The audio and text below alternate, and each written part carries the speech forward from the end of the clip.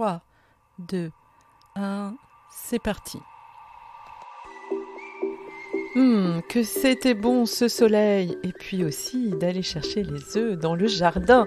J'espère que pour vous ça a été aussi excitant et joyeux que pour moi. Et oui, dans cet épisode, nous allons parler des émotions.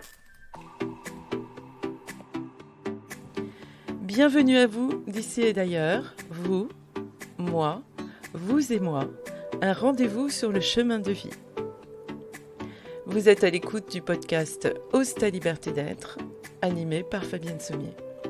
Le podcast qui vous guide vers la connaissance, la reconnaissance de soi, afin de ressentir, sentir et connecter à l'intérieur cet espace libre qui vous permettra d'oser manifester qui vous êtes.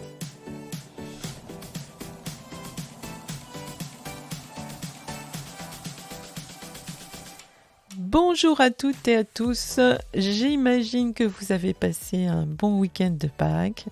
Celui-ci était ensoleillé pour la plupart et aussi rempli de chocolat. Alors oui, Pâques, le chocolat, aller chercher les œufs dans le jardin, c'est ce que j'adore encore à presque 60 ans, mais aussi les cacher pour mes enfants qui aussi ont bien plus de 20 ans. Et en tout cas, ça génère des émotions. Et pour ma part, de la joie.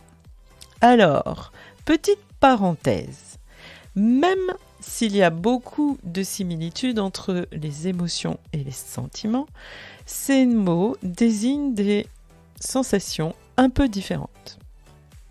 Les émotions sont des réactions spontanées à une situation.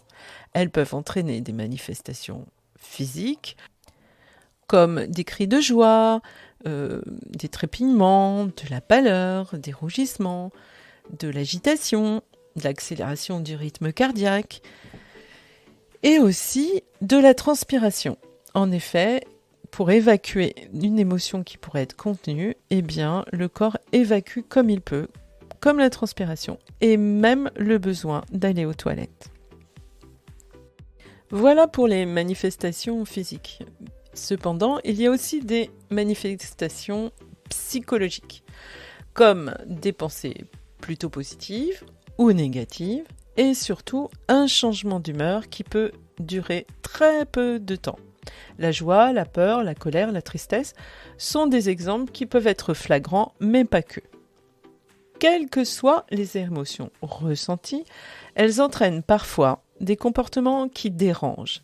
Et par réflexe sociétal, familial, nous les ravalons, nous les réprimons, et c'est ainsi que quelquefois, elles sortent avec une puissance qui souvent n'a pas du tout de lien avec ce qui les a déclenchées. Rappelez-vous la mémothèque.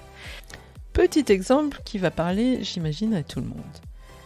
Si nous observons un jeune enfant, quand il est content, très content, il manifeste sa joie, il est excité, il crie, il saute et il court partout. Ou, s'il est tellement en colère, il trépigne, il tape, il mord, il hurle, à percer les tympans.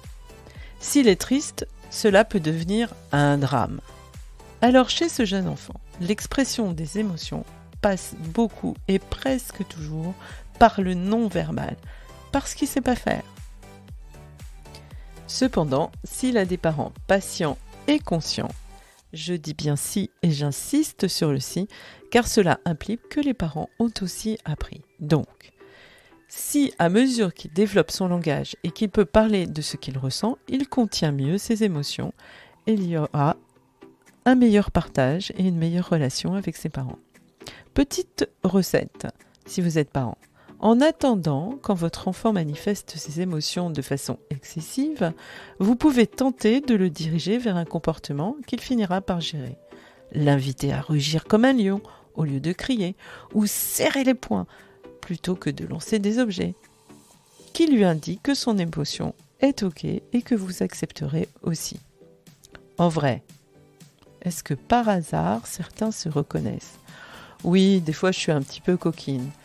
Adulte avec un enfant à l'intérieur qui rugit ou qui explose. Évidemment, c'est plus facile de se reconnaître avec l'émotion de colère. Alors, revenons aux émotions. les émotions. Joie, colère, tristesse, peur, et une qui est souvent un peu reléguée, qui s'appelle le dégoût. Alors, je commence par la joie. La joie est liée à la satisfaction, à la réussite, qui est importante à nos yeux. C'est un état de satisfaction et de bien-être qui se manifeste par de la gaieté, de la bonne humeur, de l'enthousiasme. Elle accroît notre énergie, la motivation et la confiance en soi. Moi, j'aime dire que la joie, c'est vraiment la représentation de notre énergie de vie. En face, il y a la colère. La colère est une réaction de protection. Elle résulte souvent d'une frustration, d'une rencontre d'obstacles, d'un sentiment d'injustice, de rejet, voire d'une atteinte de son intégrité physique et psychologique. Et quand elle est tue, quand elle est ravalée, refoulée, eh bien, à un moment donné, elle peut exploser. C'est j'explose de colère. Et souvent avec un passage à l'acte. Le passage à l'acte de la colère, ça peut être claquer une porte, crier, taper. Et ça s'appelle de la violence. Et ce n'est pas une émotion, la violence. Souvent, elle est confondue, malheureusement. Maintenant, la peur. La peur est une émotion d'anticipation. Elle est utile lorsqu'elle nous informe d'un danger ou d'une menace potentielle ou réelle. Elle peut être également liée à une appréhension, à quelque chose que l'on doit exécuter, demander. Et là, elle peut s'avérer être complètement stimulante ou bloquante. Et elle nous prépare à fuir ou à agir. La tristesse. Elle est liée à une perte, à une déception, à un sentiment d'impuissance, un souhait insatisfait. Et elle se caractérise par une baisse d'énergie et de motivation. Et maintenant, le dégoût. Là, il correspond tout le temps à un rejet, à une aversion physique ou psychologique envers quelque chose, de la nourriture par exemple, ou une personne perçue comme nuisible. Toutes les émotions sont là et heureusement, c'est ce qui nous permet de nous sentir vivants. Ce sont des sources d'énergie et parfois ça constitue un moteur extrêmement puissant. Alors, qui êtes-vous ? Quelle émotion est le plus moteur à l'intérieur de vous ? Bien entendu, cela dépend de votre histoire.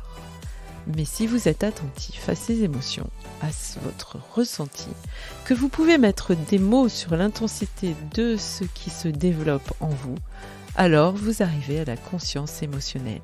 Et cela aide à mieux se comprendre et à mieux comprendre l'autre.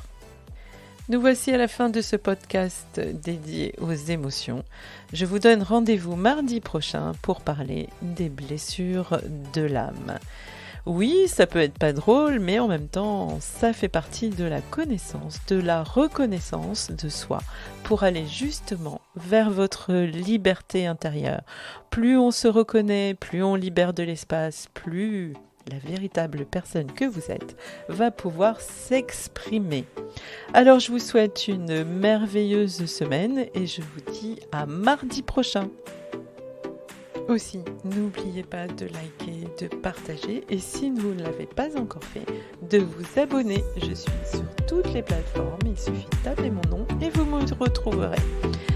Alors, encore une fois, belle semaine à vous et à mardi prochain.